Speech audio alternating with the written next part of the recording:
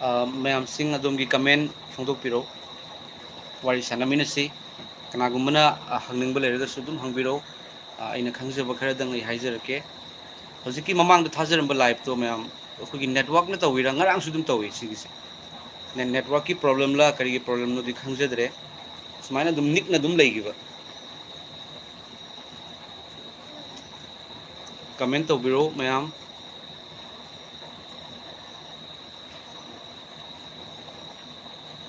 gospel ise ama katanga sakjarake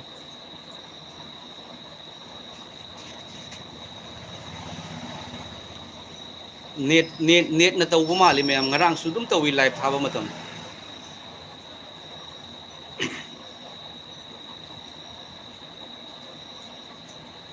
comment ama lae mayam istiva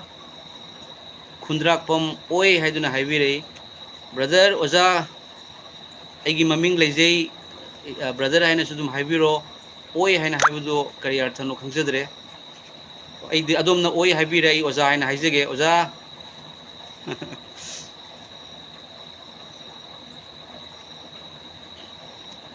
aduga mathangi Stiva Kundrak Pomna love you Jesus haiduna haibirei thagachari brother aduga Robertson Wairokpam good evening haiduna haibirei good evening Robertson Wairokpam aduga gidi ningthaujam nanauton iyambagi number amta pibiu haiba haijarake brother 84 isanbiu ko 8471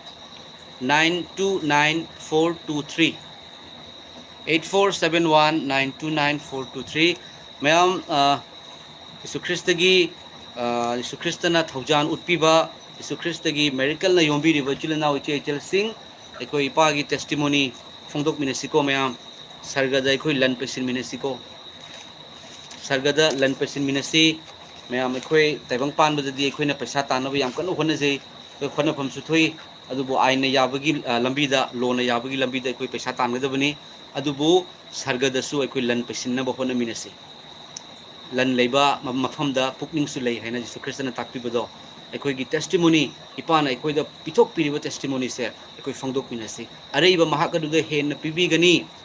Ishwargi wahai adubu leitaba mahak aduda mahak na leijei haina khanba adu phawba lothokani haiba Ishwargi wahai yauribani maramdi ipana ekoi da pibiriba ipana ekoi da utpiriba sakhi sing ase mayam karigino masi takthokna bagini aina ipagi aingonda ujaba punamak se mayam ai phongdok se masigi maramna ne testimony sing se ipana aingonda aigi punsida angak pasing se thodna na lei afaba wapau phongdok chaning bagi ipagi nungsiba tathok chaning bagi khaurang jabado mayam ekoi leminase ekoi heng kyam nungaini mayam ekoi sargada ipa Jesu Kristagi manakta ekoi phamduna pita basu leroi kapasu leroi chaklam basu leroi sauna basu leroi hallelujah hallelujah haina thagatuna leiba punsido ekoi kaya ta nungai punsi oigani ko mayam Jesu Krista aroiba phawba khangbiu changjeng lakhiba yai khangbiu mayam khangbiu Kristagi damakta awaba khangba haina Bible da yawi mayam khangbiu ngasi aise tabra charger aise album gi hero oiringai da album gi hero kummingai da mayam nupi singna amta proba switch off agidore mayam ta line lebi agi mobile su keno jadraba koigi battery se yam down noi pura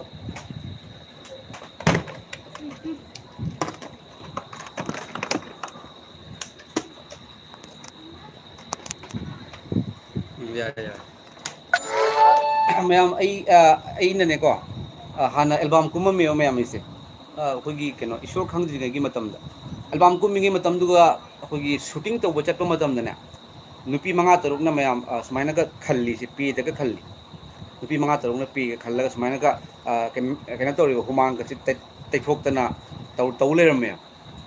dance all Assam dance competition to with the fast prize ka phangaku matam na mayam puna mana handshake jana gi jago yam phajei sir good katani tarise good nang si yam phai nang si yam haine nang si yam na acting haine ama. Yesu Krista ki thawal hek tawrak padagi di ꯅꯨꯡꯁꯤꯗꯕꯁꯦ ꯃꯤꯅ ꯍꯦꯟꯒꯠꯂꯛꯑꯕꯅꯤꯅ ꯅꯨꯡꯁꯤ ꯍꯥꯏꯅ ꯍꯥꯏꯔꯝꯕꯗꯨꯁꯨ ꯐꯩ ꯍꯥꯏꯔꯝꯕꯗꯨꯁꯨ ꯁꯥꯎꯔꯛꯄ ꯊꯤ ꯉꯥꯡꯉꯛꯄ ꯑꯀꯥꯝꯄꯦꯠ ꯉꯥꯡꯉꯛꯄ ꯄꯨꯔꯥ ꯑꯩꯈꯣꯏꯒꯤ ꯀꯩꯅꯣ ꯈꯪꯗꯕ ꯑꯗꯨꯃꯥꯏꯅ ꯐꯠꯇꯕꯒꯤ ꯃꯑꯣꯡꯗ ꯑꯣꯏꯔꯕ ꯑꯗꯨꯕꯨ ꯏꯄꯥꯒꯤ ꯅꯨꯡꯁꯤꯕ ꯏꯄꯥꯒꯤ ꯃꯤꯡꯒꯤꯗꯃꯛꯇ ꯐꯠꯇꯕ ꯃꯤꯅ ꯉꯥꯡꯕꯤꯔꯛꯄ ꯆꯩꯕꯤꯔꯛꯄꯗꯣ ꯑꯁꯦ ꯖꯤꯁꯨ ꯈ꯭ꯔꯤꯁꯇꯅ ꯑꯃꯨꯛ ꯑꯩꯈꯣꯏꯗ ꯄꯣꯖꯤꯇꯤꯕ ꯑꯣꯏꯍꯜꯂꯦꯕ ꯑꯩꯒꯤ ꯃꯤꯡꯒꯤ ꯃꯔꯝꯒꯤꯗꯃꯛ ꯃꯤꯁꯤꯡꯅ ꯅꯈꯣꯏꯕꯨ ꯆꯩꯔꯕ ꯅꯈꯣꯏꯒꯤ ꯅꯊꯛꯇ ꯐꯠꯇꯕ ꯄꯨꯝꯅꯃꯛ ꯊꯩꯖꯤꯜꯂꯕꯗ ꯅꯈꯣꯏ ꯆꯥꯎꯊꯣꯛꯆꯧ ꯃꯔꯝꯗꯤ ꯁꯔꯒꯗ ꯅꯈꯣꯏꯒꯤ ꯃꯅꯥ ꯆꯥꯎꯏ ꯍꯥꯂꯦꯂꯨꯌꯥ ꯇꯥꯏꯕꯪ ꯄꯥꯟꯕꯒꯤ ꯖꯒꯣꯏ ꯏꯁꯩ ꯑꯔꯦꯝꯕ ꯅꯠꯇ꯭ꯔ ꯃꯌꯥꯝ ꯑꯔꯦꯝꯕꯅꯤ ꯖꯒꯣꯏ ꯏꯁꯩ ꯑꯔꯦꯝꯕꯅꯤ ꯃꯌꯥꯝ ꯇꯥꯏꯕꯪ ꯄꯥꯟꯕꯒꯤ ꯍꯦꯔꯣ ꯀꯣ ꯍꯣꯏ ꯐꯩ ꯐꯠꯇꯦ ꯍꯥꯏꯅ ꯍꯥꯏꯖꯔꯣꯏ ꯍꯦꯔꯣ ꯍꯦꯔꯣꯅꯤ ꯃꯁꯛ ꯐꯖꯕ ꯃꯃꯥꯏꯁꯤꯒ ꯄꯣꯝꯈꯠꯂꯛꯄꯗ ꯀꯅꯥꯝ ꯌꯦꯡꯅꯔꯔꯣꯏ ꯈꯔꯅꯤꯈꯤꯇꯅꯦꯕꯀꯣ ꯃꯌꯥꯝ ꯑꯗꯨꯕꯨ ꯖꯤꯁꯨ ꯈ꯭ꯔꯤꯁꯇ ꯃꯍꯥꯛꯀꯤꯗꯃꯛꯇ ꯑꯩꯈꯣꯏ ꯑꯋꯥꯕ ꯈꯪꯃꯤꯟꯅꯁꯤ ꯑꯋꯥꯕ ꯍꯥꯏꯕꯗꯤ ꯑꯩꯈꯣꯏ ꯏꯄꯥꯒꯤꯗꯃꯛꯇ ꯈꯣꯟꯊꯤ ꯆꯥꯔꯕꯁꯨ ꯆꯥꯅ ꯏꯄꯥꯒꯤ ꯅꯨꯡꯁꯤꯕꯗꯣ ꯐꯣꯡꯗꯣꯛꯃꯤꯟꯅꯁꯤ ꯃꯔꯝꯗꯤ ꯈꯪꯗꯕ ꯃꯤ ꯌꯥꯝ ꯂꯩꯔꯤ ꯀꯃꯦꯟꯁꯦ ꯄꯥꯊꯣꯛꯆꯔꯒꯦꯀꯣ ꯃꯌꯥꯝ ꯀꯩꯕ ꯁꯥꯔꯣꯟ ꯀꯣꯏꯖꯝ ꯍꯥꯏꯕꯀꯣ ꯏꯅꯥꯎꯒꯤ ꯂꯩꯐꯝꯁꯦ ꯀꯗꯥꯏꯗ ꯑꯣꯏꯕꯅꯣ ꯏꯁꯣꯔꯒꯤ ꯋꯥꯍꯩ ꯀꯌꯥ ꯇꯥꯕ ꯐꯪꯖꯕꯒꯤ ꯌꯥꯝ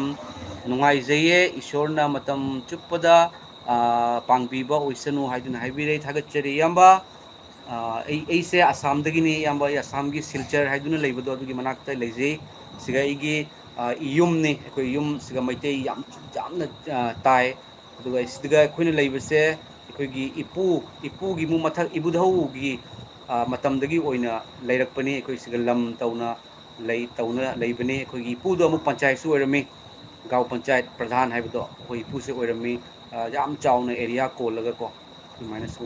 ꯑꯩ ꯂꯩꯖꯔꯤ ꯑꯗꯨꯒ ꯃꯊꯪꯒꯤ ꯀꯃꯦꯟ ꯑꯁꯦ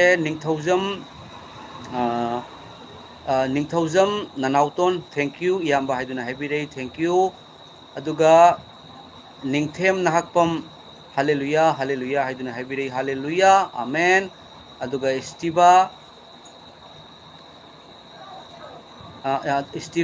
ꯈꯨꯟꯗ꯭ꯔꯥꯛꯄꯝ ꯖꯤꯁꯨꯒꯤ ꯃꯇꯨꯡ ꯏꯟꯖꯒꯅꯤ ꯍꯥꯏꯅ ꯍꯥꯏꯕꯤ ꯖꯤꯁꯨꯒꯤ ꯃꯇꯨꯡ ꯏꯟꯕꯤꯌꯨ ꯖꯤꯁꯨ ꯈ꯭ꯔꯤꯁꯇꯒꯤ ꯁꯔꯒ ꯇꯥꯅ ꯄꯨꯒꯅꯤ ꯁꯤꯔꯒ ꯖꯤꯁꯨ ꯈ꯭ꯔꯤꯁꯇꯅ ꯍꯤꯡꯒꯠꯂꯒ ꯁꯔꯒꯗ ꯆꯠꯈꯤ ꯑꯗꯣꯝꯁꯨ ꯁꯔꯒꯗ ꯆꯠꯀꯅꯤ ꯖꯤꯁꯨꯅ ꯆꯠꯈꯤꯕꯒꯨꯝꯅ ꯖꯤꯁꯨꯒꯤ ꯇꯨꯡꯏꯟꯕ ꯑꯃꯒꯨꯝꯅ ꯑꯃ ꯑꯣꯏꯕꯒꯤ ꯃꯔꯝꯅ ꯑꯗꯨꯕꯨ ꯑꯩꯅ ꯍꯥꯏꯖꯅꯤꯡꯕꯗꯤ ꯖꯤꯁꯨ ꯈ꯭ꯔꯤꯁꯇꯒꯤ ꯃꯤꯡ ꯑꯁꯦ ꯈ꯭ꯔꯤꯁꯇꯦꯟ ꯀꯧꯕ ꯀꯌꯥꯅ ꯂꯥꯟꯅ ꯇꯥꯛꯊꯣꯛꯏꯕꯁꯦ ꯑꯩꯈꯣꯏꯒꯤ ꯖꯤꯁꯨ ꯈ꯭ꯔꯤꯁꯇꯅ ꯏꯄꯥꯅ ꯍꯥꯏꯕꯤꯔꯤꯕꯅꯤ ꯃꯁꯤ ꯑꯩꯈꯣꯏꯗ ꯑꯃꯨꯛ ꯁꯤꯟꯅꯔꯦ ꯏꯁꯣꯔꯅ ꯑꯩꯈꯣꯏꯗ ꯁꯤꯟꯅꯔꯦ ꯃꯗꯨꯗꯤ ꯑꯩ ꯀꯅꯥꯅꯣ ꯍꯥꯏꯕꯗꯨꯅ ꯑꯩꯈꯣꯏꯅ ꯇꯥꯛꯊꯣꯛꯑꯣ ꯍꯥꯏꯗꯨꯅ ꯍꯥꯏꯕꯤꯔꯕꯅꯦꯕ ꯈ꯭ꯔꯤꯁꯇꯦꯟ ꯀꯧꯔꯝꯕꯁꯤꯡꯅ ꯃꯤ ꯍꯥꯠꯇꯣꯔꯦ ꯃꯤꯆꯝ ꯍꯥꯠꯇꯣꯔꯦ ꯍꯥꯂꯦꯂꯨꯌꯥ ꯍꯥꯏꯅ ꯍꯥꯏꯔꯒ ꯃꯤꯆꯝ ꯍꯥꯠꯇꯣꯔꯛꯄ ꯍꯥꯂꯦꯂꯨꯌꯥꯗꯨ ꯖꯤꯁꯨ ꯈ꯭ꯔꯤꯁꯇꯒꯤ ꯃꯅꯥꯀꯣꯡꯗ ꯃꯥ ꯇꯥꯅꯤꯡꯗ꯭ꯔꯦ ꯑꯗꯨꯒꯤ ꯍꯥꯂꯦꯂꯨꯌꯥꯗꯣ ꯑꯩꯈꯣꯏꯅ ꯑꯆꯨꯝꯕ ꯃꯤꯒꯤ ꯃꯇꯦꯡ ꯄꯥꯡꯕꯤꯔꯒ ꯃꯤꯕꯨ ꯀꯟꯕꯤꯔꯒ ꯃꯤꯒꯤꯗꯃꯛꯇ ꯄ꯭ꯔꯦꯌꯔ ꯇꯧꯕꯤꯔꯒ ꯂꯥꯏꯔꯕ ꯃꯇꯝꯗ ꯄꯩꯁꯥ ꯃꯇꯦꯡ ꯄꯥꯡꯕꯤꯔꯒ ꯍꯤꯔꯝ ꯄꯨꯝꯅꯃꯛꯇ ꯃꯇꯦꯡ ꯄꯥꯡꯕꯤꯕ ꯂꯣꯏꯔꯒ ꯍꯥꯂꯦꯂꯨꯌꯥ ꯍꯥꯏꯅ ꯍꯥꯏꯁꯤꯕ ꯑꯗꯨ ꯏꯁꯣꯔꯅ ꯂꯧꯁꯤꯟꯕꯤꯒꯅꯤ ꯃꯌꯥꯝ ꯑꯃꯦꯟ ꯑꯗꯨꯒ ꯅꯣꯃꯤꯇꯥ ꯆꯅꯨ ꯑꯣꯖꯥ ꯏꯁꯩ ꯇꯥꯅꯤꯡꯉꯤ ꯍꯧꯔꯣ ꯍꯧꯔꯣ ꯇꯨꯝꯃꯝꯗꯥꯏꯁꯦ ꯍꯧꯔꯣ ꯇꯨꯝꯂꯤꯕ ꯁꯥ ꯃꯇꯝ ꯊꯦꯡꯖꯤꯜꯂꯛꯂꯦ ꯍꯥꯏꯕ ꯏꯁꯩꯗꯣ ꯍꯣꯏ ꯑꯩ ꯌꯦꯡꯖꯒꯦ ꯁꯤꯁꯇꯔ ꯑꯗꯨꯒ ꯅꯤꯡꯊꯧꯖꯝ ꯀꯃꯦꯟꯁꯦ ꯑꯝꯇ ꯄꯥꯊꯣꯛꯆꯈꯤꯒꯦ ꯅꯤꯡꯊꯧꯖꯝ ꯅꯅꯥꯎꯇꯣꯟ ꯏꯌꯥꯝꯕ ꯍꯣꯔꯦꯟ ꯀꯣꯜ ꯇꯧꯔꯛꯀꯦ ꯌꯥꯒꯗ꯭ꯔꯥ ꯏꯌꯥꯝꯕ ꯍꯥꯏꯗꯨꯅ ꯍꯥꯏꯕꯤꯔꯛꯏ ꯌꯥꯅꯤ ꯕ꯭ꯔꯗꯔ ꯁꯣꯏꯗꯅ ꯌꯥꯅꯤ ꯑꯗꯨꯒ ꯎꯃꯥꯀꯥꯟꯇ ꯑꯦꯂꯥꯡꯕꯝ ꯑꯣꯖꯥꯕꯨ ꯍꯥꯏꯔꯒ ꯈꯨꯔꯝꯕꯒꯤ ꯏꯃꯣꯖꯤ ꯊꯥꯕꯤꯔꯦ ꯊꯥꯒꯠꯆꯔꯤ ꯑꯣꯖꯥꯕꯨꯁꯨ ꯏꯀꯥꯏ ꯈꯨꯝꯅꯖꯔꯤ ꯑꯗꯨꯒ ꯏꯁꯇꯤꯕꯥ ꯈꯨꯟꯗ꯭ꯔꯥꯛꯄꯝ ꯖꯤꯁꯨꯒꯤ ꯃꯇꯨꯡ ꯏꯟꯖꯒꯅꯤ ꯑꯩꯕꯨ ꯅꯨꯡꯁꯤꯕ ꯃꯄꯨꯅꯤ ꯀꯟꯕꯤꯕ ꯃꯄꯨ ꯑꯣꯏꯕ ꯃꯔꯝꯅ ꯖꯤꯁꯨꯒꯤ ꯃꯇꯨꯡ ꯏꯟꯒꯅꯤ ꯍꯥꯏ ꯍꯥꯂꯦꯂꯨꯌꯥ ꯑꯃꯦꯟ ꯑꯗꯨꯃꯛꯅꯤ ꯑꯗꯨꯒ ꯖꯦ ꯀꯦ ꯌꯨꯅꯤꯛ ꯍꯥꯏꯕꯀꯣ ꯌꯨꯅꯤꯁ ꯖꯦ ꯀꯦ ꯌꯨꯅꯤꯁ ꯑꯩꯒꯤ ꯏꯆꯥꯁꯤꯒꯤꯗꯃꯛ ꯄ꯭ꯔꯥꯊꯅꯥ ꯇꯧꯕꯤꯌꯨ ꯍꯥꯏꯕ ꯑꯗꯣꯝꯒꯤ ꯏꯆꯥꯒꯤꯗꯃꯛꯇ adom soidana haizege adom na su isor da haizebiu adom gi ichagi kari hakchang da nungai to leibra adom gi ichagi kari mawong leibage haibadu su haibiro ai soidana isor da haizege aduga saron koizam inau ai prayer ama pangbiyo ai gi ichanupa se nit ki exam 3 times suba thadore please prayer taubiba khudingi pangbiyo mamingna Ricky koizam kawe haiduna haibi thagachari oza sarmon koizam oza gi chanupa Ricky koizam gi magi exam gi damukta oza ishoda haizari su kristana oza gi chanupa gi exam mai pakan biba aduga khwaidagi lubadi exam mai pakpadagi hena ishorna adomgi chanupa bu loina biba thawai sing mana sokpiba thawai sing mana changbiba oisanu tawruba thabak punamakta mai pakpa oibiyo oza sumai haizage aduga Jesu Kristagi nungsiba phangakpa matamda mayam ingthabase already lai ingthaba aina ngarang su haidok chagibodo ingthaba aina nakhoide ingthaba pi ingthaba thanami taibang pana pibagumna piba nate hai mayam aigi punsida ngasi aigi oijariba punsise asida ahongbase uba matamda mayam ngaktaba ngamde Jesu Krista mahakse yaw senba mapuni ko adom gi punsida karigumba adomna aise phatte aise matik chade aise adugi nisado chai aise kamaina phadoino aise phaba ngamdre haina khanbiba taragadine adom isana isada adom wahan bigano adom phattaba mini aise pamha papini aina aise kanadre isona sauromgadra kaina su khanbigano Jesu Krista bu kawbi ipa aibu lamjing biu ipa aibu lamtak piu ipa aibu loina biu haiduna haibiu ko afaba yaw senba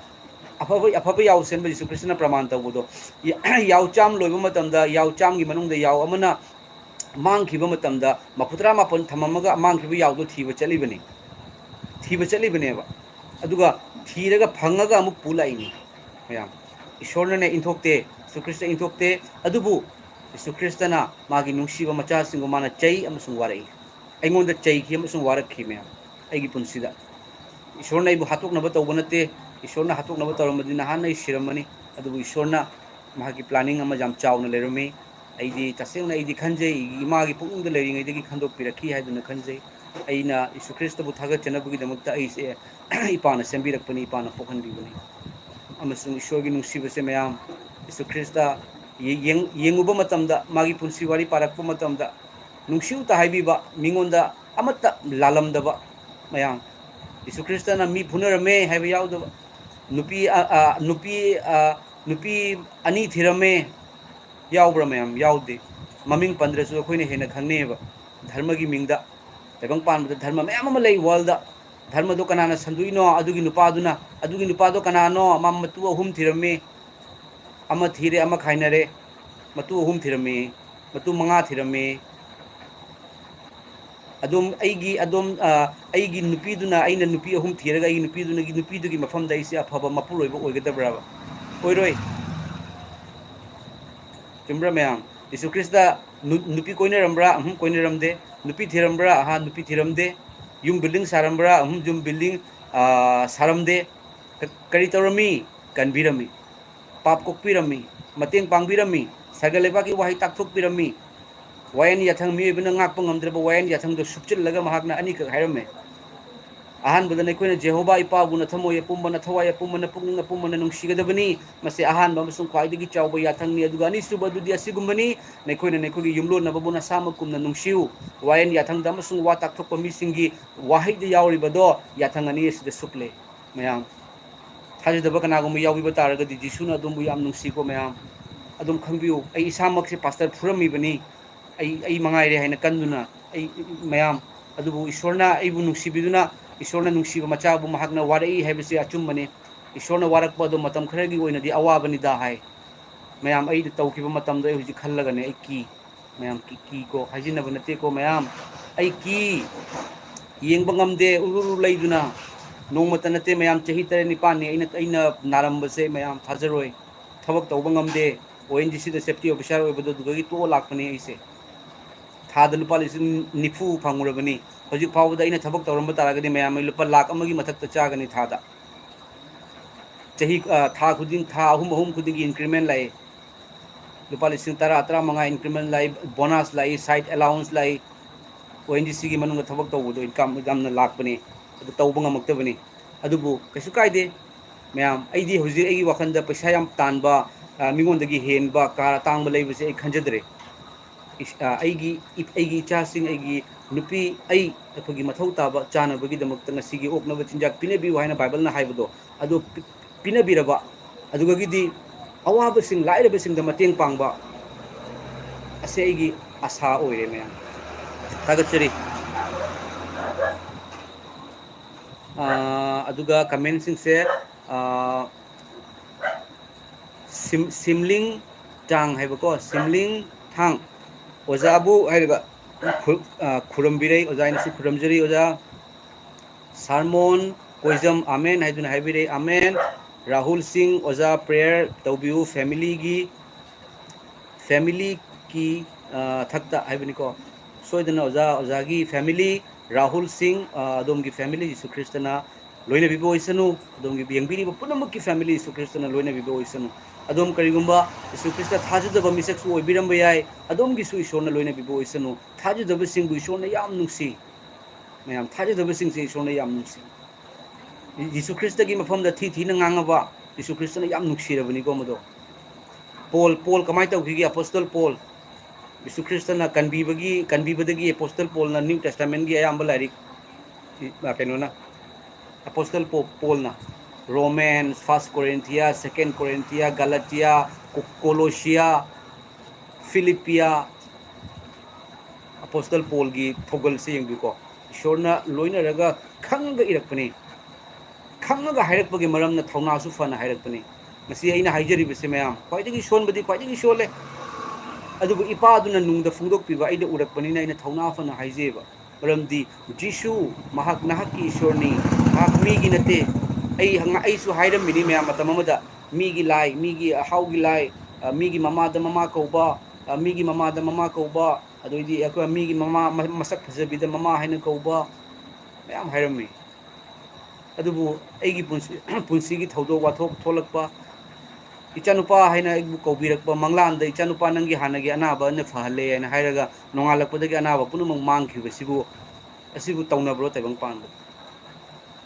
Bangladesh da ina safety officer gi post da leiduna aikoi gi silchar da harvest team maina oja Joseph sujaubani oja Joseph gi team do lakpa laga aikoi gi Bontarapur sida harvest team gi ishor gi thogol tauni haina tawrakpa matam sida aise Bangladesh da thobak ki chale aduga gi aina dum hangnaba matam da aikoi gi khunda tauni haibagi date tuga tawdre kaidorage ne na hangbada yanadre aina khalleba ipai shor Bangladesh tagini aina karigumba chatlaba aidi haijaraga oiresu makhong paina oiresu haijaraga amuktang Manipur dagi laiba oja sing sigi ishor gi wahai se khoi mi sing siga tahan ninge haina hairaga Sunday numitani mayam Sunday nomajing numit su khoi thabak tawi pung ama baw tawi ayuk ki pung nipan dagi pung ama baw tawi me tawo matam sida hale hallaga nungthinda mayam lunch tawre chakcharaga matang hippa ayung thinde hippani ko mayam phaglang siga gi Jesu Kristana sumai yeng leram misingunda hai taw sumai tawra jing leram mikap dak long tholaga tab jingbada leramdre kari haibo oirame chalu haina haibo chalu aina nangbu thani aina nangbu puni haina thama fadriba mayam aigi passport visa punamak makhoi khutani chahi ama sudringai gi tharakteba thama khatang ngairiba chalaga aina akhoi gi HR da haire sar sumaina ai yumda tang chatningi karigino thabak ama lei phare cho hai harau na project manager da haire cho hai ठीक है अच्छा जाओ येगो ma'am ईश्वर की थौरांग से आई लाए बांग्लादेश तगी लागा हाइजरे request तौरे फरे तौरो ओजा जोसेफ अकोई खुंदला आमी हार्वेस्ट टीम की मैखोइना ईश्वर की वहाई हाइदोखी एगी लेकाई सिदा यीशु ख्रिस्ट इपागी प्लानिंग मा की थौरांग से अथोइबनी अइना दुम खंगगा एगी चानुपा न मैम एगी चानुपा याइमना अइना हजि लैरिबो दुकान से मोंगफम द सेम दुकान नि मैम मोंगफमदा अखोई लेरक से लाइश्रम लेरक एक से लाइश्रम लेरक नेबा तुरेन मनाक्ता अखोई लेरक तो मी सिरबा सिगे त मै थाबा अखोई लेरक त मी सिबा सिगे त मै थाबा इबो कया इपु कया सिगे मै थारबनेबा asiga sumaina dukan sarakani haibise khangponte sigi lamse u wa ngata horammi tuga siga hana water supply amanba musu lerami yam tamnei ka haiba mafam ni mayam se loina u kado jandatna khotatna aisu ꯊꯕꯛ ꯇꯨꯅ ꯇꯧꯕ ꯉꯝꯃꯛꯇ꯭ꯔꯦ ꯍꯛꯆꯥꯡꯒꯤ ꯅꯨꯡꯉꯥꯏꯇꯕꯒꯤ ꯃꯔꯝꯅ ꯑꯗꯨꯗꯒꯤꯗꯤ ꯑꯩꯁꯦ ꯍꯤꯡꯗꯕꯗꯤ ꯌꯥꯗꯦ ꯑꯗꯨ ꯀꯩ ꯇꯧꯁꯤꯅꯣ ꯍꯥꯏꯅ ꯈꯜꯂꯛꯄ ꯃꯇꯝꯗ ꯗꯨꯀꯥꯟ ꯑꯃ ꯍꯧꯒꯦꯅ ꯇꯧꯔꯦ ꯁꯣꯔꯣꯛꯀꯤ ꯃꯅꯥꯛꯇꯅꯦ ꯗꯨꯀꯥꯟꯁꯦ ꯇꯧꯔꯒ ꯂꯩꯔꯦ ꯂꯩꯕꯗꯒꯤ ꯀꯩꯗꯧꯏ ꯃꯌꯥꯝ ꯑꯍꯥꯟꯕꯗꯁꯨ ꯆꯪꯕ ꯃꯇꯝꯁꯤꯒ ꯐꯖꯅ ꯄ꯭ꯔꯦꯌꯔ ꯇꯧꯔꯒꯁꯨ ꯆꯪꯍꯧꯗ꯭ꯔꯦ ꯃꯌꯥꯝ ꯕꯣꯇꯜꯁꯦ ꯑꯗꯨꯃꯥꯏꯅ ꯊꯝꯕ ꯕꯣꯇꯜꯁꯦ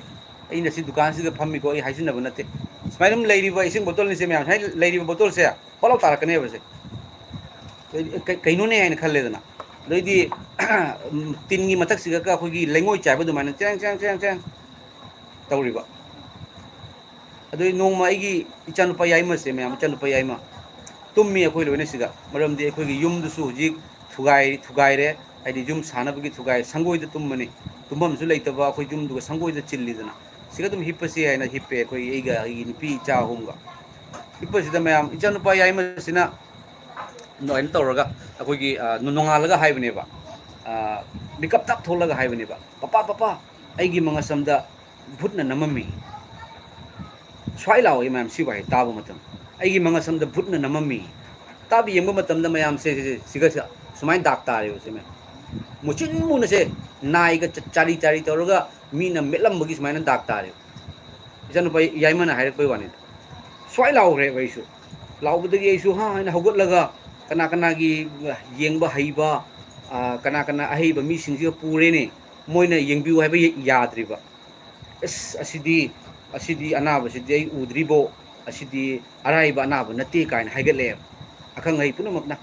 to aisu yengu mayam mi ai ngahakti confuse oeba doctor ama lei koigi sida doctor duga pusanna changba mana su yengbiu haiba yade nangi anaba si ambo udri hais masidi aina tawraga mayam lao aina aigi wakhanda lakreba ipa leina karigino aina ki se mingonda karigi changduino haibase adoi mayam aina aigi nupi kaure icha hum kauraga khurukuda kullaga Yesu Krista ki cross ki mamangda प्रार्थना तौबनी इपा ईश्वर दुकान से अखोना चंगजब मतमदा फजना इपाबू थागतजरगा थागत इसे सगा prayer तौरगा चंगजहौद्रे Ipa मसिगिदमक्ता ngakpiu ipa ngasidagi ipa naigi dukan se ningthau oina panbiu amambagi phattabagi pangal leramba taragasu jisu gi mingda thokibo isanu haiduna khuramba loiraga aigi chanupa gi na base fasanu haina adugi doctor daina challaga hai doctor duna hidak piu yade aina iba molom oire supiu ma farabani already adubu kainom di taige aina molom patpage ma pireyeba adugi molom do taisalle kangre dumaya fare aduga kwaidagi lubase mayam aina hana Yesu Krista da prayer tawdingi matamda jane se mayam ai fast food ki dukan ni jane thongi ok thongi ai thongba thakpase khara pamjare ba hana dagi angang oiringi dagi aduna jane se thongba da matum ama natraga ani di mathanda tarani chongthokhrani ok thonge matum ama natraga ani dum tagrani adugi numitu dagi pet pok check pok kai imta law hidre mayam tan thokre Yesu Krista na changakpa matamda phattabada thoi hallelujah masini mayam aduna ipagi wahai se ina phongdok chaningba maramna ipana su kayama ingonda uhalli kayama su ingonda thengna halli mayam aduga nungsiba ngakta mayam ingonda ne ingonda laman khumbagi matang se me mi oibanina kanagumo thi ngangadi ina su thi na haita hainingeba mi oibanina thi na haininga ku matamda break pharakaneba break se nang thi na ngangbagi damakta thi na ngangba hanganu chaygi damakta chay nate thangi damakta thang nate mayam kanagumana nangonda nung lang tari nang lay lang sa luhay se masanda lae mayam wakhalsta aingonda thina aina kanagumma mada ngangbado ngangaga wari se aineba mayam si kanagumba madaga aina thina ngangaga magi thamoi nungaitana chakraba ai leijararoiba ma ai kainone aina hai ma ipa ai phataba thabak tawgre aina ngangbi gre ne ipa aina mangonda stum tawbi gre aina dum khala leine mayam is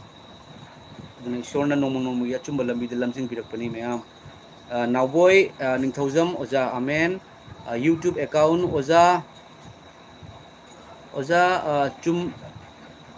chumrabasu haidokpa ngamdaba yam lei ojana haibibadu miyamgi damak loina ojana haibire amen praise the Lord amen mani brother ꯑꯩꯅ ꯍꯥꯏꯖꯔꯤꯕꯁꯤ ꯃꯩꯇꯩ ꯏꯆꯤꯜ ꯏꯅꯥꯎ ꯏꯆꯦ ꯏꯆꯜꯁꯤꯡꯒꯤ ꯄꯨꯝꯅꯃꯛꯀꯤꯗꯃꯛꯇꯅꯤ ꯑꯩ ꯈꯪꯖꯩ ꯊꯃꯣꯏꯗ ꯀꯔꯤ ꯂꯩ ꯍꯥꯏꯕꯗꯣ ꯑꯩ ꯂꯣꯏꯅ ꯈꯪꯖꯩ ꯑꯗꯨꯒ ꯀꯩꯅꯣꯅ ꯑꯩꯈꯣꯏꯒꯤ ꯀꯩ ꯅꯨꯄꯤ ꯑꯃꯅ ꯖꯦꯁꯤꯀꯥ ꯍꯥꯏꯕ ꯅꯨꯄꯤ ꯑꯃꯅ ꯑꯩꯈꯣꯏ ꯃꯩꯇꯩꯅ ꯏꯔꯨꯖꯕꯗꯤ ꯑꯩꯈꯣꯏ ꯃꯩꯇꯩꯅ ꯈ꯭ꯔꯤꯁꯇꯦꯟ ꯆꯪꯕꯁꯦ ꯏꯔꯨꯖꯗꯅꯕꯒꯤ ꯅꯠꯇ꯭ꯔꯣ ꯌꯥꯝ ꯐꯖꯅꯒ ꯍꯥꯏꯔꯛꯏꯀꯣ ꯑꯩꯈꯣꯏ ꯃꯩꯇꯩꯅ ꯌꯥꯝ ꯒ꯭ꯌꯥꯟ ꯇꯥꯅꯒ ꯍꯥꯏꯔꯛꯄꯗꯣ ꯑꯗꯨꯒ ꯑꯩꯈꯣꯏꯒꯤ ꯄꯥꯔꯤ ꯃꯣꯝꯒꯤ ꯃꯩꯇꯩ ꯏꯆꯦ ꯑꯁꯥꯝ ꯍꯣꯖꯥꯏꯗꯒꯤ ꯃꯥꯅ ꯑꯃꯨꯛ ꯁꯦꯝꯃꯛꯄꯗꯨꯒ ꯑꯩꯗꯤ ꯁ꯭ꯋꯥꯏ ꯂꯥꯎꯔꯨꯔꯦꯕ ꯄꯥꯔꯤ ꯃꯣꯝꯒꯤ ꯏꯆꯦꯗꯨꯅꯁꯨ ꯑꯍꯥꯟꯕꯗ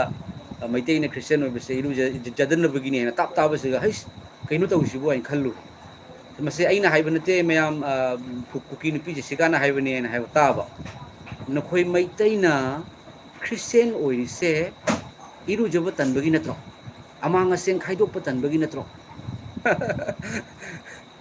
ꯖꯤꯁꯨ ꯈ꯭ꯔꯤꯁꯇ ꯑꯗꯨꯅ ꯑꯩꯒꯤ ꯊꯋꯥꯏꯅꯤ ꯏꯄꯥ ꯏꯁꯣꯔ ꯀꯅꯥꯅꯣ ꯑꯩꯕꯨ ꯀꯟꯕꯤꯒꯗꯒꯦ ꯍꯥꯏꯅ ꯈꯜꯂꯝꯃꯤ ꯌꯤꯁꯨ ꯈ꯭ꯔꯤꯁꯇꯅ ꯑꯩꯅ ꯅꯪꯕꯨꯒꯤꯗꯃꯛꯇ ꯂꯩ ꯏꯆꯥꯅꯨꯄꯥ ꯍꯥꯏꯗꯨꯅ ꯍꯥꯏꯕꯤꯔꯦ ꯍꯣꯂꯤ ꯕꯥꯏꯕꯜꯅ ꯇꯥꯛꯄꯤꯔꯦ ꯌꯤꯁꯨ ꯈ꯭ꯔꯤꯁꯇ ꯊꯥꯖꯕꯒꯤ ꯃꯔꯝꯅ ꯇꯥꯏꯕꯪ ꯃꯥꯂꯦꯝ ꯂꯩ ꯁꯦꯝꯕꯤ ꯃꯄꯨꯗ ꯏꯄꯥ ꯍꯥꯏꯅ ꯀꯧꯖꯕ ꯐꯪꯉꯤ ꯌꯤꯁꯨ ꯈ꯭ꯔꯤꯁꯇ ꯃꯪꯂꯥꯟꯗ ꯊꯣꯛꯄꯤꯔꯦ ꯏꯆꯥꯅꯨꯄꯥ ꯑꯅꯥꯕ ꯑꯌꯦꯛꯄ ꯀꯌꯥꯗꯒꯤ ꯀꯟꯕꯤꯔꯦ ꯁꯔꯒꯒꯤ ꯑꯣꯏꯅ ꯐꯣꯡꯗꯣꯛꯄꯤꯔꯦ ꯏꯁꯣꯔꯅ ꯊꯧꯒꯜ ꯇꯧꯍꯜꯂꯤꯕ ꯃꯩꯇꯩꯁꯦ ꯑꯩꯁꯨ ꯃꯩꯇꯩꯅꯤ ꯑꯩ ꯏꯔꯨꯖꯕ ꯇꯟꯕꯒꯤ ꯍꯥꯏꯅ ꯃꯥ ꯑꯩꯉꯣꯟꯗ ꯄꯥꯜꯂꯦꯕ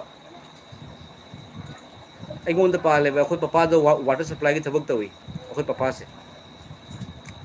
ꯍꯦꯛ ꯌꯨꯝ ꯃꯅꯥꯛꯇ ꯋꯥꯇꯔ ꯁꯄ꯭ꯂꯥꯏꯅꯤ ꯇꯨꯔꯦꯟꯗꯒꯤ ꯏꯁꯤꯡ ꯆꯤꯡꯈꯠꯂꯦ ꯌꯨꯝꯗ ꯂꯥꯛꯑꯦ ꯁꯄ꯭ꯂꯥꯏ ꯊꯥꯔꯦ ꯌꯨꯝꯗ ꯂꯥꯛꯑꯦ 24 ꯘꯟꯇꯥ ꯏꯁꯤꯡ ꯇꯥꯔ ꯂꯩꯌꯦꯕ ꯄꯣꯂꯥꯡ ꯊꯥꯒ ꯑꯣꯏꯔꯒꯗꯤ ꯑꯗꯨꯝ ꯏꯁꯤꯡ ꯃꯅꯥꯛꯇ ꯑꯗꯨꯝ ꯍꯤꯞꯀꯅꯤ ꯑꯗꯨꯝ ꯏꯔꯨꯖꯅ ꯑꯗꯨꯝ ꯂꯩꯔꯕꯅꯦꯕ ꯅꯣꯡꯃꯗ 5 ꯏꯔꯨꯖꯩ ꯍꯣꯏ ꯂꯩꯔꯝꯕ ꯌꯥꯏ ꯈꯔ ꯑꯃꯣꯠꯄ ꯈ꯭ꯔꯤꯁꯇꯦꯟ ꯂꯩꯔꯝꯕ ꯌꯥꯏ ꯑꯗꯨꯒ ꯃꯦꯟꯗꯤ ꯀꯩꯅꯣ ꯑꯃ ꯂꯩꯕꯅꯤꯀꯣ ꯃꯌꯥꯝ ꯃꯩꯇꯩꯔꯣꯟꯒꯤ ꯋꯥꯔꯤꯗ ꯑꯃ ꯂꯩꯕꯅꯦꯕ ꯑꯩꯅ ꯐꯠꯇꯕ ꯈꯜꯂꯣꯕ ꯃꯤ ꯄꯨꯝꯅꯃꯛꯁꯦ ꯐꯠꯇꯕ ꯑꯗꯨꯃꯥꯏꯅ ꯈꯟꯕꯅꯦꯕ ꯑꯩꯅ ꯐꯠꯇꯕ ꯈꯜꯂꯣꯕ ꯃꯤ ꯄꯨꯝꯅꯃꯛ ꯐꯠꯇꯕ ꯑꯩꯁꯦ ꯄꯣꯠ ꯍꯨꯔꯥꯟꯕ ꯑꯣꯏꯔꯦꯅ ꯈꯜꯂꯣꯕ ꯑꯩꯅ ꯎꯕ ꯄꯨꯝꯅꯃꯛꯁꯦ ꯍꯨꯔꯥꯟꯕ ꯉꯥꯛꯇ ꯑꯩꯅ ꯎꯗꯣꯏꯅꯦꯕ ꯑꯗꯨꯒꯤ ꯂꯨꯈ꯭ꯔꯕ ꯋꯥꯍꯩꯗꯣ ꯃꯩꯇꯩꯒꯤ ꯃꯔꯛꯇ ꯏꯁꯣꯔꯅ ꯃꯩꯇꯩ ꯀꯌꯥ ꯏꯁꯣꯔꯅ ꯂꯣꯏꯅꯕꯤꯕ ꯏꯃꯥ ꯀꯌꯥ ꯍꯤꯂꯤꯡ ꯇꯧꯕ ꯊꯋꯥꯏ ꯑꯁꯦꯡꯕꯅ ꯂꯣꯏꯅꯕꯤꯕ ꯀꯌꯥ ꯑꯃ ꯂꯩ ꯍꯥꯏꯕꯁꯦ ꯀꯩꯁꯨꯝ ꯈꯟꯗꯕ ꯃꯈꯩꯒꯤ ꯃꯥꯅ ꯍꯥꯏꯗꯣꯔꯛꯄꯗꯣ ꯑꯗꯨꯒ ꯑꯩꯅꯁꯨ ꯁꯦꯝꯖꯈꯤꯕꯗꯣ ꯄꯥꯎꯈꯨꯝ ꯄꯤꯖꯈꯤꯕꯗꯣ ꯌꯥꯝ ꯅꯨꯡꯁꯤꯅ ꯃꯩꯇꯩ ꯄꯨꯝꯅꯃꯛꯀꯤꯗꯃꯛꯇ ꯄꯤꯖꯈꯤꯕꯅꯤ ꯍꯥꯏꯕꯗꯤ ꯌꯤꯁꯨ ꯈ꯭ꯔꯤꯁꯇꯕꯨ ꯊꯥꯖꯔꯕ ꯄꯨꯝꯅꯃꯛꯀꯤꯗꯃꯛꯇ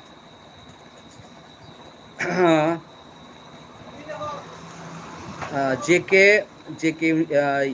ꯌꯨꯅꯥꯏꯁ ꯍꯥꯏꯕ꯭ꯔꯥ ꯏꯁꯣꯔꯒꯤ ꯇꯨꯡ ꯏꯟꯅꯕ ꯑꯗꯨꯒ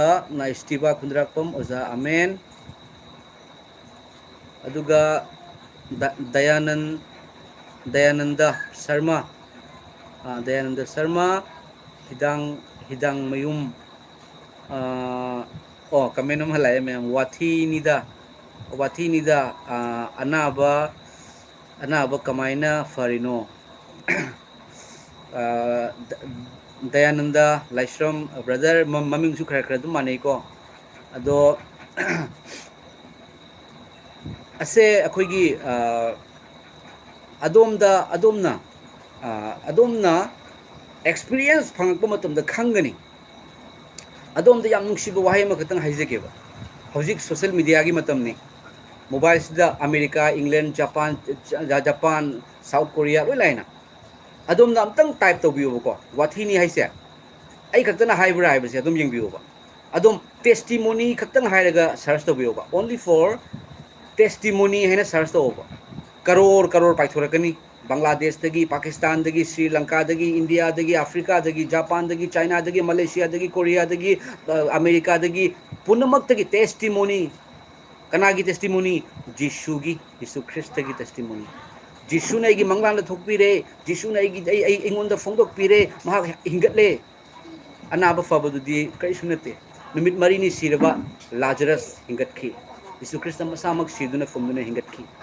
ꯃꯟꯇ꯭ꯔ ꯁꯣꯜꯂꯒ ꯍꯤꯡꯒꯠꯄ ꯅꯠꯇꯦ ꯑꯣꯟꯂꯤ ꯐꯣꯔ ꯖꯤꯁꯨꯒꯤ ꯃꯤꯡꯗ ꯑꯅꯥꯕ ꯐꯧ ꯖꯤꯁꯨꯒꯤ ꯃꯤꯡꯗ ꯅꯍꯥꯛ ꯀꯣꯛꯆꯔꯣ ꯖꯤꯁꯨꯒꯤ ꯃꯤꯡꯗ ꯅꯍꯥꯛ ꯐꯖꯔꯣ ꯖꯤꯁꯨ ꯀꯅꯥꯅꯣ ꯍꯥꯏꯕꯗꯣ ꯑꯃꯨꯛꯇꯪ ꯇꯥꯏꯞ ꯇꯧꯔꯒ ꯌꯦꯡꯕꯤꯌꯨꯕ ꯍꯨ ꯏꯁ ꯖꯤꯁꯁ ꯈ꯭ꯔꯥꯏꯁꯠ ꯀꯅꯥꯅꯣ ꯖꯤꯁꯨ ꯉꯁꯤ ꯑꯩꯈꯣꯏꯅ ꯆꯍꯤ ꯃꯁꯤꯡ ꯊꯤꯔꯤꯕꯁꯦ ꯕ꯭ꯔꯗꯔ 2024 ꯍꯥꯏꯔꯤꯕꯁꯦ ꯋꯥꯊꯤꯅꯤ ꯍꯥꯏꯔꯤꯕ ꯖꯤꯁꯨꯗꯣ ꯃꯥꯅ ꯄꯣꯛꯈꯤꯕ ꯅꯨꯃꯤꯠꯇꯒꯤ ꯃꯁꯤꯡ ꯊꯤꯕ ꯍꯧꯒꯅꯤ ꯊꯥ ꯐꯥꯔꯒ ꯕꯦꯇꯣꯟ ꯆꯥꯔꯤꯗꯣ ꯇꯥꯡ ꯑꯃꯗ ꯕꯦꯇꯣꯟ ꯐꯪꯉꯤꯗꯣ ꯌꯤꯁꯨ ꯈ꯭ꯔꯤꯁꯇꯅ ꯄꯣꯛꯄꯗꯒꯤꯅꯤ ꯂꯩꯇꯅꯗꯤ ꯆꯍꯤ ꯃꯁꯤꯡ ꯊꯤꯕ ꯑꯣꯏꯔꯛꯄ ꯌꯥꯔꯣꯏ ꯍꯤꯁꯇꯣꯔꯤꯀꯦꯜꯅꯤ ꯏꯇꯤꯍꯥꯁꯤꯛꯅꯤ ꯁꯦꯝꯖꯤꯟ ꯁꯥꯖꯤꯟꯕ ꯎ ꯃꯈꯥꯗ ꯐꯝꯃꯒ ꯋꯥꯔꯤ ꯂꯤꯕ ꯅꯠꯇꯦ ꯈꯟꯕꯤꯌꯨꯀꯣ ꯑꯗꯨꯅ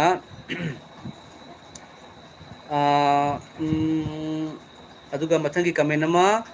comment se Sarat Singh yamna thagat ningai ni Yesu Christ na yaifare hallelujah amen Yesu Christ na yaifare oja aduga Rahul Singh oja game sanaba phabro na fattabara hai game sanaba phabro na fattaba hai game sanaba kari su kai de oja yamna access sanabinu ko mobile game sanabagi wari male koi kar dum sanau yamna access oibedo fatte dum matam len bagi time pass ngahak dum sanabu yai ko aduga comment se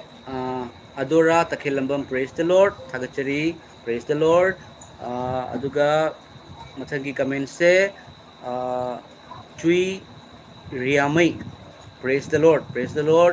chui riamai thagachari Yesu Christ gi mingda aduga Leivon Thomas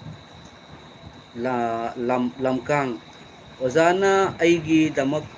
su prathana tawbiu haina nijage sir intaba punsi fangjage hallelujah chumi adomna nibirak liba prayer gi point se chumi paisa bibiu haidaba ingthaba punsi fangjage hallelujah soidana haijagani adom gi damak Livon Thomas lamkang adom midu senbiu brother thagat churi pa ishor sargana phamba loibiriba Jehovah ipa tebang pana kongnet oibiriba ipa hairiba Livon hairiba ojasina ing thaba punsi pamjei hairiba se ipa magi thamoida magi punsida awaba charang na ba kaya ma thokpa male hairiba ipa amasung ipa nahak na hai madudi aina nakoi ing thaba thanami tebang pana pibagum na piba natte nakoi pukning langtak na ganu hairiba ipa gi wahai ado hairiba brother rasida haithajari pa isu marang kai ba ing thaba ki ganu langtak na ganu ai leiri nang karisu taw thagachari mayam kolam lame mayam comment se yam lerme mathang se Renubala Laima praise the Lord amen haidin haibire Renubala Laima thagachari sister aduga Hamraj sorry Hemarjit sapam amen haidin haibire Livon Thomas lamkang amen haidin haibire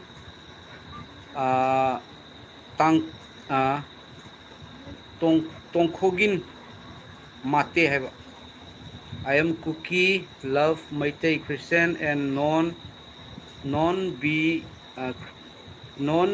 because God loves the whole world. Yes. Adumaina khanbiu ko. Chumi punamak punungsiba, punamak pukokti bagi wahai do. Adom singdagi am tajaningi. Adumaina punamak na oiraksanu. Isorna adom punamak puthamoida nau na pok oiraksanu maramdi Jisu na sikibuda punamak kini. Tam chumme brother adom na haibi ishor na adom bo sokti boy san kanbi boy san adom gi family bu ishor na kanbi boy san haijage maramdi nungsibagi mafam da Jisu yawi ko aduga group everyone haibase dadenan haina hairaga asmaina kogi kubak prayer to bogi mong thabire thagachari aduga Tinku Phairembam hallelujah praise the Lord haibire praise the Lord thagachari brother aduga Saron Koijam Christagi chahi hairi base achumbane hallelujah achumbane oja ekoina su maite londa haibado Christagi chahi ingkumja lisingani ga kunmari haina haibado ko Yesu Krista se itihasik oirba ipani yam nungsibani kanadu sumana saude amtang yengbiu isor kanano achumba isor kanano aina amtang wahang amtang hangbiu Yesu Krista na mangda taibangda thokpiraktraba yengbiu adom soidana tholakani hoji hairi base aigi nakte Yesu Krista leyo yengbiri ba adom thajaba taragadi adongi manakte Yesu Krista lei sumaina konsen biraga thajadaba adom da khudani tingtho kaulei nungsibagi mapun aduga mathangi comment se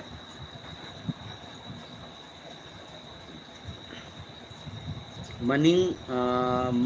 maning nganba bidal amen haiduna haibre renu bala leima oja isorna hairamba wahai khuding thok lare ngasidi Israel Palestine plan su thok lare mani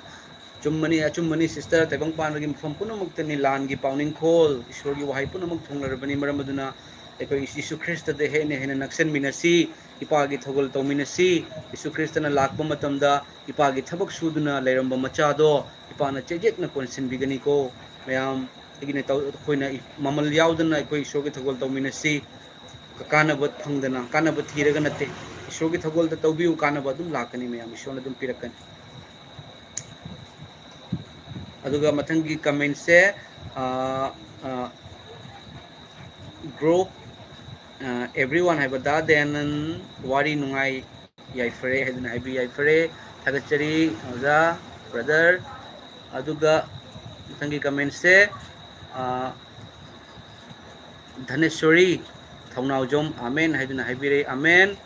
aduga langamba ningombam oza aigi inaupa atombagi prayer amta tawbiyo oza inaunupa Assam Silcharda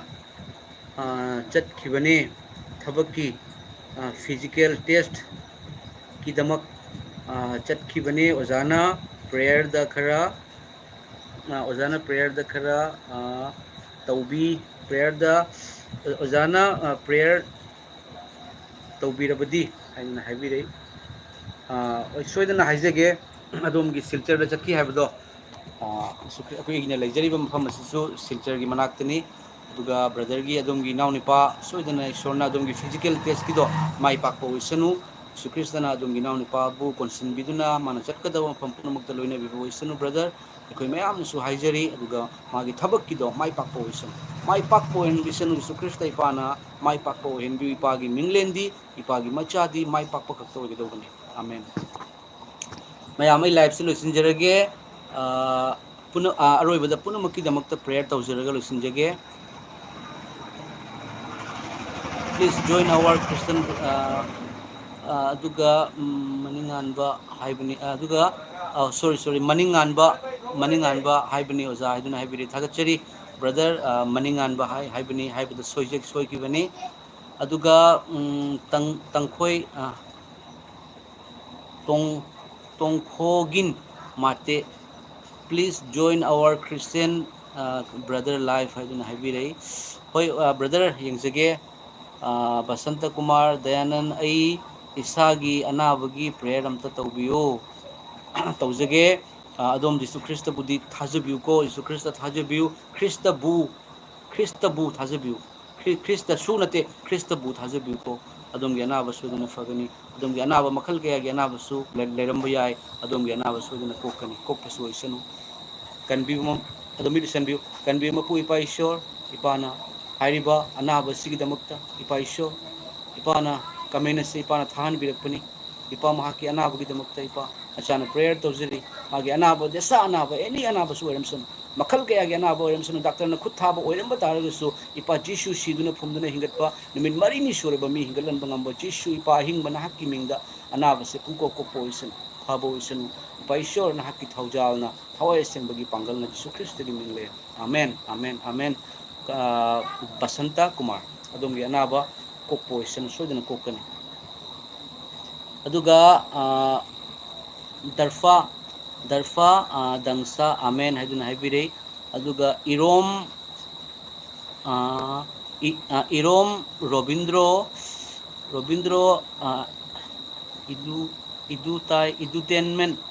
idutainment haiduna haibir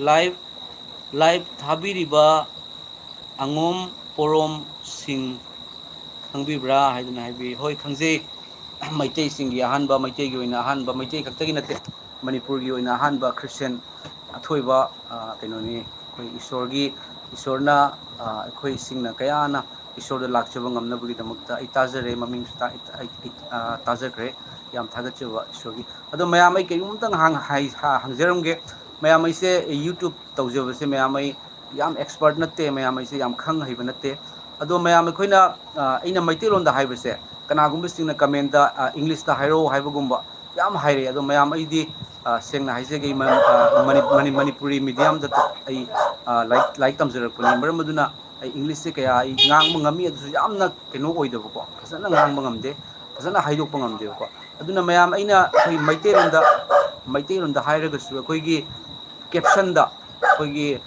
subtitle ꯍꯥꯏꯕꯗꯣ ꯃꯌꯥꯝ ꯁꯕꯇꯥꯏꯇꯜꯗ ꯑꯩꯅ ꯃꯩꯇꯩꯂꯣꯟꯗ ꯉꯥꯡꯉꯒ ꯁꯨꯃꯥꯏꯅ ꯏꯪꯂꯤꯁꯇ ꯊꯣꯛꯄꯗꯣ ꯃꯌꯥꯝ ꯑꯗꯨꯒꯤꯗꯣ ꯀꯅꯥꯒꯨꯝꯕꯁꯤꯡꯅ ꯈꯪꯕꯤꯕ ꯂꯩꯔꯒꯗꯤ ꯑꯩꯉꯣꯟꯗ ꯑꯝꯇꯪ ꯍꯥꯏꯕꯤꯔꯛꯑꯣ ꯑꯩ ꯑꯗꯨꯃꯥꯏꯅ ꯑꯩꯅ ꯃꯩꯇꯩꯂꯣꯟꯗ ꯉꯥꯡꯉꯒꯁꯨ ꯏꯪꯂꯤꯁꯇ ꯊꯣꯛꯑꯒꯗꯤ ꯍꯦꯟꯅ ꯃꯌꯥꯝꯅꯁꯨ ꯈꯪꯒꯅꯤ ꯑꯗꯣ ꯉꯁꯥꯏꯁꯦ ꯑꯩ ꯈꯜꯂꯝꯕꯅꯤ ꯌꯦꯡꯉꯝꯕꯅꯤ ꯑꯗꯨꯕꯨ ꯐꯖꯅ ꯑꯩ ꯍꯩꯇꯦ ꯀꯅꯥꯒꯨꯝꯕꯁꯤꯡꯅ ꯍꯩꯕ ꯂꯩꯔꯒꯗꯤ ꯑꯩꯉꯣꯟꯗ ꯈꯔ ꯇꯥꯛꯄꯤꯔꯣꯀꯣ ꯍꯦꯟꯅ ꯏꯁꯣꯔꯒꯤ ꯊꯧꯒꯜꯁꯦ ꯇꯧꯕꯁꯦ ꯑꯩ ꯄꯥꯝꯖꯩ ꯃꯌꯥꯝ ꯑꯩ ꯂꯥꯏꯐꯁꯤ ꯌꯥꯝ ꯊꯥꯖꯔꯔꯣꯏꯒꯦ ꯌꯥꯝ ꯀꯨꯏꯔꯦ ꯑꯩ ꯗꯨꯀꯥꯟꯗꯁꯨ ꯃꯤ ꯌꯥꯝ ꯂꯥꯛꯑꯦ ꯑꯗꯨꯝ ꯑꯁꯦꯡꯕ ꯏꯔꯣꯝ ꯔꯕꯤꯟꯗ꯭ꯔꯣ ꯏꯗꯨꯇꯦꯟꯃꯦꯟ ꯑꯗꯣꯝ ꯑꯁꯦꯡꯕ ꯈ꯭ꯔꯤꯁꯇꯦꯟꯅꯤ ꯑꯃꯦꯟ ꯍꯥꯏꯗꯨꯅ ꯍꯥꯏꯕꯤꯔꯛꯏ ꯊꯥꯒꯠꯆꯔꯤ ꯑꯣꯖꯥ ꯌꯤꯁꯨ ꯈ꯭ꯔꯤꯁꯇꯕꯨ ꯌꯥꯝ ꯅꯨꯡꯁꯤꯖꯩ ꯃꯍꯥꯛꯇꯤ ꯑꯩꯒꯤ ꯊꯋꯥꯏꯒꯤꯁꯨ ꯊꯋꯥꯏꯅꯤꯕ ꯑꯣꯖꯥ ꯖꯤꯁꯨ ꯈꯛꯇꯅꯤ ꯑꯩꯒꯤ ꯂꯝꯕꯤ ꯑꯆꯨꯝꯕ ꯍꯤꯡꯕ ꯑꯗꯨꯒ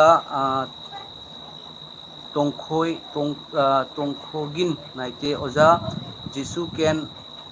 ꯍꯤꯜ ꯑꯁ ꯌꯦꯁ ꯑꯐꯀꯣꯔꯁ ꯍꯤꯁ ꯅꯦꯝ ꯏꯁ ꯃꯥꯒꯤ ꯃꯃꯤꯡꯁꯤꯅꯤꯀꯣ ꯄꯥꯡꯒꯜ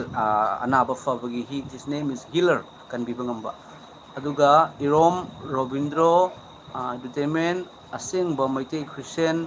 ꯑꯣꯏꯕꯒꯤ ꯊꯥꯒꯠꯆꯔꯤ ꯏꯄꯥ ꯖꯤꯁꯨꯅ ꯆꯥꯟꯕꯤꯕ ꯑꯣꯏꯁꯅꯨ ꯑꯃꯦꯟ ꯑꯣꯖꯥꯕꯨꯁꯨ ꯏꯄꯥ ꯖꯤꯁꯨꯅ ꯃꯇꯝ ꯆꯨꯞꯄꯗ ꯆꯥꯟꯕꯤꯕꯇ ꯄꯥꯝꯕ ꯅꯨꯡꯁꯤꯕꯗ ꯄꯥꯝꯕ ꯃꯄꯨꯅ ꯀꯟꯕꯤꯕ ꯑꯣꯏꯁꯅꯨ ꯃꯌꯥꯝ ꯑꯔꯣꯏꯕꯗ ꯃꯌꯥꯝ ꯄꯨꯝꯅꯃꯛꯀꯤꯗꯃꯛꯇ ꯄ꯭ꯔꯦꯌꯔ ꯇꯧꯖꯒꯦ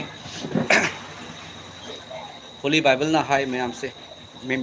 ꯃꯦꯊ꯭ꯌꯨ ꯍꯥꯏꯔꯤꯕ ꯂꯥꯏꯔꯤꯛꯇꯨꯗ ꯄꯥꯖꯔꯛꯀꯦ ꯑꯅꯥꯕ ꯐꯅꯕꯒꯤꯗꯃꯛꯇꯅꯤꯀꯣ ꯖꯤꯁꯨꯅ ꯄꯤꯇꯔꯒꯤ ꯃꯌꯨꯝꯗ ꯂꯥꯛꯄ ꯃꯇꯝꯗ ꯄꯤꯇꯔꯒꯤ ꯃꯅꯦꯝꯕꯣꯛ ꯑꯔꯨꯝ ꯍꯧꯗꯨꯅ ꯍꯤꯞꯇꯨꯅ ꯂꯩꯕ ꯎꯔꯦ ꯃꯍꯥꯛꯅ ꯃꯈꯨꯠꯇ ꯁꯣꯛꯄꯗ ꯃꯍꯥꯛꯀꯤ ꯑꯔꯨꯝ ꯊꯥꯔꯦ ꯑꯗꯨꯒ ꯃꯍꯥꯛꯅ ꯍꯧꯒꯠꯇꯨꯅ ꯃꯍꯥꯛꯀꯤ ꯊꯧꯒꯜ ꯇꯧꯔꯝꯃꯤ ꯑꯗꯨꯒ ꯅꯨꯃꯤꯗꯥꯡ ꯋꯥꯏꯔꯝ ꯑꯣꯏꯔꯛꯄꯗ ꯃꯤꯁꯤꯡꯅ ꯚꯨꯠ ꯆꯪꯕ ꯃꯌꯥꯝ ꯃꯍꯥꯛꯀꯤ ꯃꯅꯥꯛꯇ ꯄꯨꯔꯛꯂꯝꯃꯤ ꯑꯗꯨꯒ ꯃꯍꯥꯛꯅ ꯋꯥꯍꯩꯅ ꯐꯠꯇꯕ ꯊꯋꯥꯏꯁꯤꯡꯕꯨ ꯇꯥꯟꯊꯣꯛꯂꯝꯃꯤ ꯑꯗꯨꯒ ꯃꯍꯥꯛꯅ ꯑꯅꯥꯕ ꯃꯤ ꯄꯨꯝꯅꯃꯛꯄꯨ ꯐꯍꯟꯕꯤꯔꯝꯃꯤ ꯃꯁꯤ ꯋꯥ ꯇꯥꯛꯊꯣꯛꯄ ꯌꯦꯁꯥꯌꯥꯅ ꯍꯥꯏꯈꯤꯕ ꯑꯗꯨ ꯊꯨꯡꯅꯅꯕꯅꯤ ꯃꯍꯥꯛ ꯃꯁꯥꯃꯛꯅ ꯑꯩꯈꯣꯏꯒꯤ ꯑꯁꯣꯟꯕꯁꯤꯡ ꯂꯧꯗꯨꯅ ꯄꯨꯕꯤꯔꯦ ꯑꯩꯈꯣꯏꯒꯤ ꯂꯥꯏꯅꯥꯁꯤꯡ ꯄꯨꯕꯤꯔꯦ ꯃꯍꯥꯛ ꯃꯁꯥꯃꯛꯅ ꯑꯩꯈꯣꯏꯒꯤ ꯑꯁꯣꯟꯕꯁꯤꯡ ꯂꯧꯗꯨꯅ ꯄꯨꯕꯤꯔꯦ ꯑꯩꯈꯣꯏꯒꯤ ꯂꯥꯏꯅꯥꯁꯤꯡ ꯄꯨꯕꯤꯔꯦ ꯌꯤꯁꯨ ꯈ꯭ꯔꯤꯁꯇꯅ ꯄꯤꯇꯔꯒꯤ ꯃꯅꯦꯝꯕꯣꯛ ꯑꯔꯨꯝ ꯍꯧꯕ ꯃꯇꯝꯗ ꯃꯈꯨꯠꯇ ꯁꯣꯛꯄꯗ ꯃꯥ ꯐꯈ꯭ꯔꯦ ꯚꯨꯠ ꯆꯪꯕ ꯃꯌꯥꯝ ꯌꯤꯁꯨ ꯈ꯭ꯔꯤꯁꯇꯗ ꯄꯨꯔꯛꯏ ꯃꯅꯥꯛꯇ ꯐꯍꯟꯈ꯭ꯔꯦ ꯑꯅꯥꯕ ꯄꯨꯝꯅꯃꯛ ꯐꯍꯜꯂꯦ ꯑꯗꯣꯝꯒꯤ ꯑꯋꯥꯕ ꯑꯅꯥꯕ ꯍꯥꯏꯕꯁꯤ ꯃꯌꯥꯝ ꯃꯤꯑꯣꯏꯕ ꯑꯩꯈꯣꯏꯒ ꯂꯣꯏꯅꯗꯨꯅ ꯂꯩꯕꯅꯦꯕ ꯑꯅꯥꯕꯁꯤꯅꯤꯀꯣ ꯌꯤꯁꯨ ꯈ꯭ꯔꯤꯁꯇꯅ ꯌꯥꯝꯅ ꯐꯍꯟꯅꯤꯡꯕꯁꯦ ꯑꯗꯣꯝꯒꯤꯗꯃꯛꯇ ꯍꯥꯏꯖꯒꯦ ꯃꯌꯥꯝ ꯙꯔꯃ ꯁꯟꯗꯣꯛ ꯈ꯭ꯔꯤꯁꯇꯦꯟ ꯆꯪꯉꯨ ꯍꯥꯏꯅ ꯍꯥꯏꯖꯕ ꯅꯠꯇꯦꯀꯣ ꯃꯌꯥꯝ ꯖꯤꯁꯨ ꯈ꯭ꯔꯤꯁꯇ ꯃꯍꯥꯛꯅ ꯑꯩꯕꯨ ꯀꯟꯕꯤꯔꯛꯄꯅꯤ ꯃꯍꯥꯛꯇꯤ ꯅꯨꯡꯁꯤꯕꯒꯤ ꯃꯄꯨꯅꯤ ꯁꯤꯕꯁꯨ ꯉꯝꯕ ꯍꯤꯡꯒꯠꯄꯁꯨ ꯉꯝꯕ ꯌꯥꯝ ꯅꯍꯥꯛꯄꯨ ꯅꯨꯡꯁꯤ ꯍꯥꯏꯁꯦ ꯑꯁꯤꯇꯪ ꯈꯪꯍꯟꯖꯅꯤꯡꯕꯅꯤ ꯃꯌꯥꯝ ꯑꯗꯣꯝꯅ ꯆꯪꯅꯤꯡꯕ ꯆꯪꯅꯤꯡꯗꯕ ꯌꯤꯁꯨ ꯈ꯭ꯔꯤꯁꯇꯕꯨ ꯂꯧꯁꯤꯟꯅꯤꯡꯕ ꯂꯧꯁꯤꯟꯅꯤꯡꯗꯕ ꯃꯁꯤ ꯑꯗꯣꯝꯒꯤ ꯋꯥꯈꯜ ꯀꯅꯥꯗꯁꯨ ꯐꯣꯔꯁ ꯇꯧꯖꯕ ꯂꯩꯇꯦ ꯑꯗꯣꯝꯅ ꯇꯥꯅꯤꯡꯗꯦ ꯍꯥꯏꯔꯒꯁꯨ ꯇꯥꯕꯤꯗꯅ ꯆꯠꯈꯤꯕꯁꯨ ꯌꯥꯏ ꯑꯗꯨꯕꯨ ꯙꯔꯃ ꯄꯨꯝꯅꯃꯛꯇꯁꯨ ꯅꯣꯔꯣꯛ ꯈꯝꯅꯨꯡ ꯂꯩꯕꯥꯛ ꯍꯦꯜ ꯖꯦꯍꯦꯟꯅꯨꯝ ꯍꯥꯏꯗꯨꯅ ꯇꯝꯊꯤꯕ ꯃꯐꯝ ꯑꯃ ꯂꯩ ꯍꯥꯏꯔꯤꯕꯁꯦ ꯑꯁꯤꯗ ꯆꯠꯇꯅꯕꯒꯤ ꯂꯝꯕꯤꯁꯦ ꯌꯤꯁꯨ ꯈ꯭ꯔꯤꯁꯇꯅ ꯑꯩꯗꯤ ꯂꯝꯕꯤ ꯑꯗꯣ ꯍꯤꯡꯕꯗꯣ ꯂꯝꯕꯤꯗꯣ ꯑꯆꯨꯝꯕ ꯑꯃꯁꯨꯡ ꯍꯤꯡꯕꯗꯣ ꯑꯩꯅꯤ ꯑꯩꯒꯤ ꯃꯄꯥꯜꯗ ꯅꯠꯇꯅ ꯃꯤ ꯀꯅꯥ ꯑꯃꯠꯇꯅꯁꯨ ꯁꯔꯒꯗ ꯏꯄꯥꯒꯤ ꯃꯐꯝꯗ ꯊꯨꯡꯗꯦ ꯍꯥꯏꯗꯨꯅ ꯍꯥꯏꯕꯤꯔꯝꯃꯤ ꯑꯗꯣꯝ ꯌꯤꯁꯨ ꯈ꯭ꯔꯤꯁꯇꯕꯨ ꯊꯥꯖꯕꯤꯌꯨ ꯄꯩꯁꯥ ꯑꯃꯠꯇ ꯇꯤꯡꯉꯣꯏ ꯄꯩꯁꯥ ꯑꯃꯠꯇ ꯇꯤꯡꯉꯣꯏ ꯑꯗꯣꯝꯗ ꯋꯥꯔꯤꯉꯩꯗ ꯑꯋꯥꯕ ꯄꯤꯔꯣꯏ ꯑꯗꯣꯝꯒꯤ ꯔꯨꯝꯗ ꯆꯪꯕꯤꯌꯨ ꯀꯅꯥꯒꯤꯁꯨ ꯃꯅꯥꯛꯇ ꯆꯠꯄꯒꯤ ꯃꯊꯧ ꯇꯥꯗꯦ ꯑꯗꯣꯝꯅ ꯕꯥꯏꯕꯜ ꯍꯥꯏꯔꯤꯕ ꯂꯥꯏꯔꯤꯛꯁꯤ ꯄꯥꯕꯤꯌꯨ ꯀꯔꯤꯒꯨꯝꯕ ꯑꯗꯣꯝꯅ ꯕꯥꯏꯕꯜ ꯂꯩꯕ ꯉꯝꯗ꯭ꯔꯒꯗꯤ ꯄ꯭ꯂꯦ ꯁ꯭ꯇꯣꯔꯗ ꯌꯦꯡꯕꯤꯌꯨ ꯃꯅꯤꯄꯨꯔꯤ ꯕꯥꯏꯕꯜ ꯍꯥꯏꯅ ꯏꯕꯤꯌꯨ ꯄ꯭ꯂꯦ ꯁ꯭ꯇꯣꯔꯗꯒꯤ ꯗꯥꯎꯟꯂꯣꯗ ꯇꯧꯕꯗ ꯃꯅꯤꯄꯨꯔꯤ ꯕꯥꯏꯕꯜ ꯍꯥꯏꯅ ꯂꯣꯏꯅ ꯆꯞ ꯆꯥꯕ ꯍꯣꯂꯤ ꯕꯥꯏꯕꯜꯗꯣ ꯌꯥꯎꯕꯅꯤ ꯑꯗꯨꯒ ꯑꯗꯨꯝ ꯄꯨꯊꯣꯛꯑꯒ ꯄꯥꯕꯤꯌꯨ ꯄꯥꯕ ꯃꯇꯝꯗ ꯑꯍꯥꯟꯕꯗ ꯅ꯭ꯌꯨ ꯇꯦꯁꯇꯥꯃꯦꯟꯗꯒꯤ ꯍꯥꯟꯅ ꯍꯧꯕꯤꯌꯨ ꯌꯤꯁꯨ ꯈ꯭ꯔꯤꯁꯇ ꯀꯅꯥꯅꯣ ꯈꯪꯉꯛꯄ ꯃꯇꯝꯗ ꯏꯄꯥ ꯏꯁꯣꯔ ꯈꯪꯉꯛꯀꯗꯕꯅꯤ ꯑꯃꯨꯛꯇꯪ ꯄꯥꯔꯒ ꯌꯦꯡꯕꯤꯌꯨ ꯑꯗꯣꯝꯒꯤ ꯑꯅꯥꯕ ꯑꯋꯥꯕ ꯂꯥꯡꯇꯛꯅꯔꯝꯕ ꯄꯩꯁా ꯂꯨꯄꯥꯒꯤ ꯄꯜꯂꯝꯕ ꯑꯗꯣꯝꯗ ꯈꯠꯅꯕꯒꯤ ꯑꯩꯅ ꯑꯟꯗꯔꯁꯇꯦꯟꯗꯤꯡ ꯌꯥꯎꯔꯝꯗꯕ ꯄꯨꯝꯅꯃꯛ ꯂꯣꯏ ꯐꯈꯤꯅꯤ ꯃꯌꯥꯝ ꯑꯩ ꯑꯦꯛꯁꯄꯤꯔꯤꯌꯦꯟꯁ ꯇꯧꯔꯒ ꯈꯪꯉꯒ ꯅꯨꯡꯁꯤꯕ ꯐꯪꯖꯔꯒ ꯍꯥꯏꯖꯕꯅꯤ ꯑꯗꯣ ꯃꯤꯠ ꯎꯏꯁꯟꯕꯤꯌꯨ ꯊꯥꯒꯠꯆꯔꯤ ꯏꯄꯥ ꯉꯁꯤꯒꯤ ꯐꯖꯕ ꯅꯨꯃꯤꯠꯁꯤꯗ ipana live thahanbiduna nungsikraba ipana haki nachasing nachanupa nachanupisingga wari sanahanbibagidamak thadachari Prabhu nahakna akhoi punamakpu nungsi thajababu oiro thajadababu oiro ipa nangi mafamdadi chap manai Prabhu larik haibana karamba haitabana karamba inakhunbana karamba lairabana karamba masak phajabana karamba thibana karamba ipa nahaki nachangagtani Prabhu masigi live basi yangbirakadoriba singi marakta anaba ekpa kaya ama yawi Prabhu ipa nahaki minglen na hai banaba ekpa punamak pokpo irsanu pavitra atma thawai singba ipa ishor yangbiriba singi nungda changbiu ipa gi machang aktani ipa ishor nahaki thaujal na yombiu anaba ekpa koe fare aigi awaba mangkhre aigi langtaknaba kokre haibagi sakhi kaya ama lakpo irsan Prabhu Jishu gi mingda oithokta balaitaba ipa gi minglen da puramjariga amen amen amen praise the Lord mayam masigi wenadi live se losinjare ge mayam mayam akhoi amana amagidamukta haijaminasi aigidamuktasu haijabiu hena ipagi nungsibase phongdoksage ipagi achumbase phongdoksage nungsibase hena mayamda sandokjage Prabhu Jisu na koi puna puloina biborsa amen mayam ishona tekta kaidana thambigani adom langtak na biganu wakal handa biganu adomda desa any condition oitaragasu adombu matam chupada nungsiba mapu ama lei magi mamingse Jisu Kristani mahakna adombu yam nungsi ima ipadagi hena mana adombu nungsi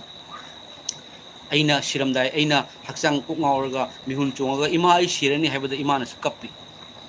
oi ma ichanu panan kedar adubu aina kanbiu haiba matamda kanbiba ngamba kanbirakwa ishordo thagan minas Prabhu Jisu Kristana koi punamaki matakta hena loina biborsan good night mayam ishorna tekta kaidna thambi borsan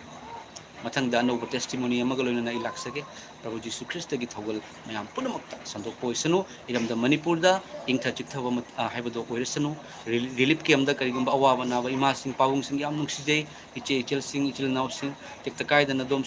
lehen bisanu adom gi wakhal amata langtak na biganu Jisu leiri adom gi damakta mak thajabada dharma hongdokada wonate adom gi awaba punamak thangda gigani Jisu Krista na punamak puloina biboisa Jisu Krista iba ipagi thoja amen